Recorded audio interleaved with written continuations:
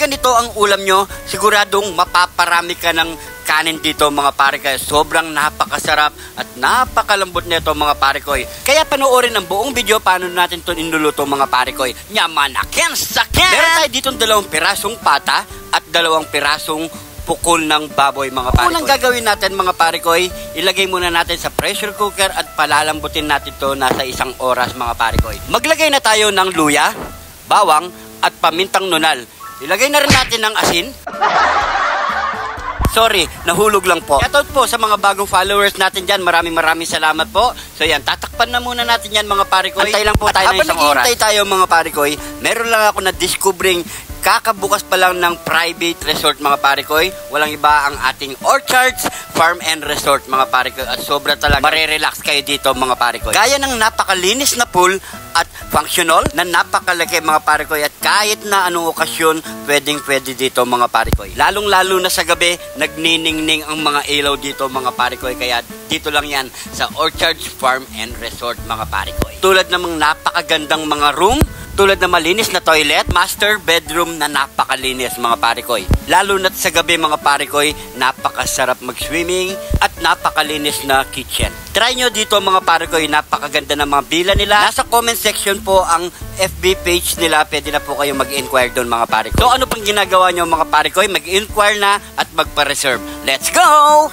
At heto na nga mga pare ko, after 1 hour, malambot na ang ating pata ng baboy at pukol ng baboy mga pare ko. So set aside na natin yan mga pare ko. At ipipirito natin yan ng magkabilaan mga pare ko.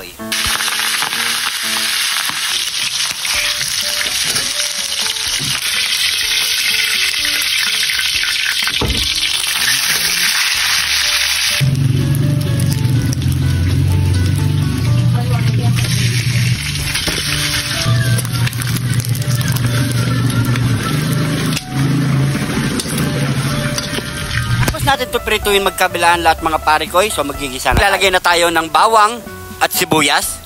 Siyempre di mawawala ang ating kidlat ni John TV. Ilagay na natin ang ating mga pata. Gusto ko lang i-shoutout ang ating mga bayaning OFW natin dyan. Lagi po tayo mag-iingat mga pare ko. Ilagay na natin ang ating pineapple juice at pamintang nunal, dahon ng kainito at ang ating pampalasa. Ilagay na ang bulaklak ng saging at konting toyo. Balance nyo lang ang paglagay ng toyo mga pare ko. Ilagay na rin natin ng oyster sauce, pan. Maghintay lang tayo ng 5 minutes mga pare ko. After 5 minutes mga pare ko, kapag kumulo na ng ganyan, so ibabaliktad-baliktad muna natin yan mga pare ko para pantay ang pagkaluto. At maglagay na tayo ng konting brown sugar at takpan natin uli ng 5 minutes. After 5 minutes mga pare ko, luto na ang ating pata team. You know? So, siyempre, ano pang kasunod niyan? Nyamanakin sakin! Heto na ang niluto nating pata team, mga pare ko.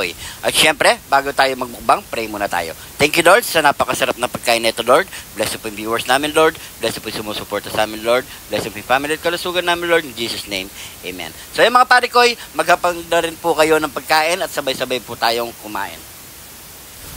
Grabe, napakalambot at napakabango mga pare ko. Sobrang init nga lang mga pare ko. Gusto ko lang i-shoutout si Boss Dan Bondok ng UK at syempre kay pare ko Jojo De Jesus ng Marisol Angeles City at sa mga kapare ko natin dyan na bagong followers dyan mga pare ko, maraming salamat po at syempre sa panonood dito sa John TV. Kung di ka pa nakafollow mga pare ko, mag-follow na para updated kayo sa mga bagong i-upload natin video mga pare ko. At kung napadpad ka naman sa parte ng video na to mga pare ko, paki-comment kung saan umabot ang ating video para alam natin. Sa mga gusto magpa-shoutout, paki-comment lang po sa baba.